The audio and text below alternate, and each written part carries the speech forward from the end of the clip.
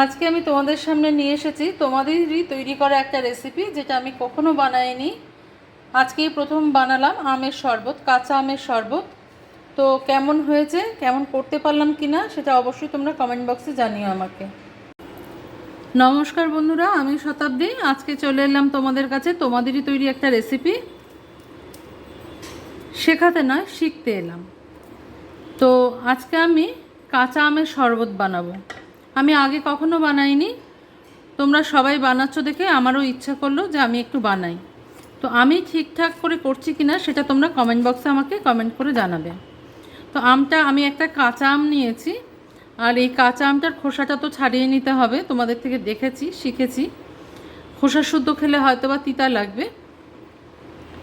যা যা ভুল হচ্ছে সেগুলো একটু ধরিয়ে দেবে কমেন্টের মাধ্যমে, ঠিক আছে? আমি আগে এটাকে ছুলে নিই। তোমরা সবাই নিশ্চয়ই খুব ভালো আছো, সুস্থ আছো। তো আমটার খোসা ছাড়িয়ে আমি তোমাদের দেখা দেখি টুকরো টুকরো করে নিচ্ছি আর কি। আমার নতুন বন্ধু, আমার পুরনো বন্ধু, সবাইকে অনেক অনেক ধন্যবাদ আমার পাশে থাকার জন্য। আমিও সবার পাশে আছি। দেখো, তোমাদের কাছ থেকে শিখে শিখে আমি অনেক কিছুই শিখেছি। এই এই শরবতটা আর কি আমি দেখলেও কোনো দিন বানাইনি। তোমাদের সবাইকে বানাতে দেখে আমার মনে হলো আমিও বানিয়ে দেখি, সবাইকে খাইয়ে দেখি কেমন লাগে। কারণ আমি টক খুব একটা খাই না, পছন্দ করি না, সেই জন্য আর কি এটা হয় না। তবে এবছর দেখলাম কাঁচা আমের শরবত খেতে সবাইকে, তো আমিও একটু সেই জন্য তৈরি করে নিচ্ছি। আমার হাতটা অবশ্যই ভালো করে ধোয়া আছে, কারণ এটা একটা হেলদি হ্যাবিট। একটা ব্লেন্ডিং জার নিয়ে নিয়েছি, এর মধ্যে আমগুলো দিয়ে দেবো। ঠিক বলছি তো? আমগুলো দিয়ে দিই। এবার দেবো নুন। তো তোমরা আমাকে বলে দিও যে তোমরা তো বেশিরভাগ সবাইকে দেখছি চিনি ব্যবহার করতে, চিনির বদলে কি আখের গুড় ব্যবহার করা যাবে? কমেন্ট বক্সে অবশ্যই জানিও আমাকে। নাকি সেটা খেতে বেশি বাজে লাগবে আমি জানি না ঠিক, তবে গুড় শরীরকে ঠান্ডা করে বলেই আখের গুড় বিশেষত, সেই জন্য আমি গুড়ের কথাটা বললাম।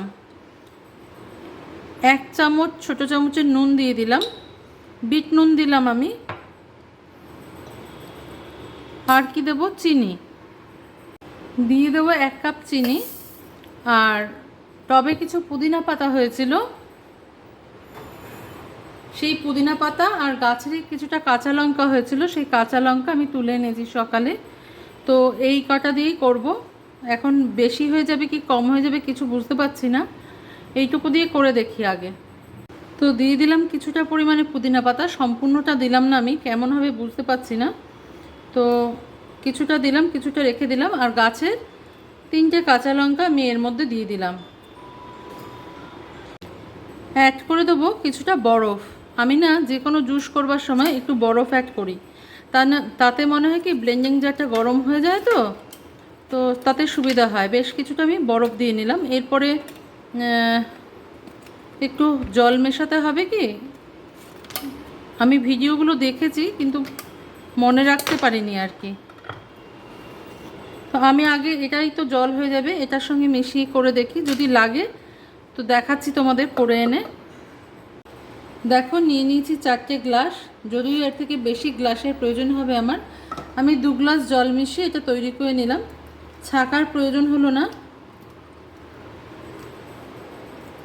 খুব সুন্দর হয়েছে দেখতে, জানি না খেতে কেমন হবে। তবে আমার মনে হচ্ছে আমি যদি এর মধ্যে একটু ভাজা জিরের গুঁড়ো মেশাই তাহলে কেমন লাগবে।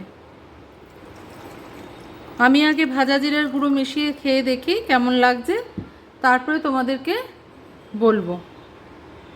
প্রত্যেক কটা গ্লাসেই আমি একটু একটু করে ভাজা জিরের গুঁড়ো মিশিয়ে দিলাম।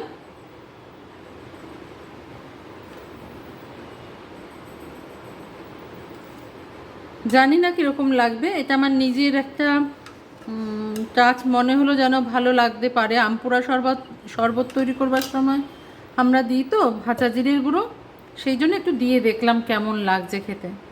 তো আমি একটু খেয়ে নিই, তারপরে তোমাদের বলছি।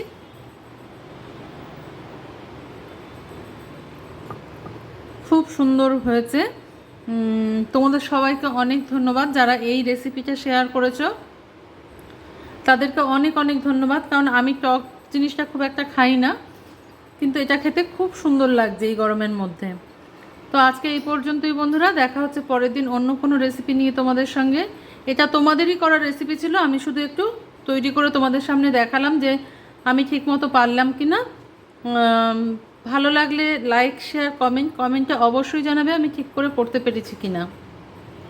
তোমরা সবাই ভালো থেকো, সুস্থ থেকো। পরের দিন দেখা হচ্ছে অন্য কোনো রেসিপি নিয়ে তোমাদের সঙ্গে।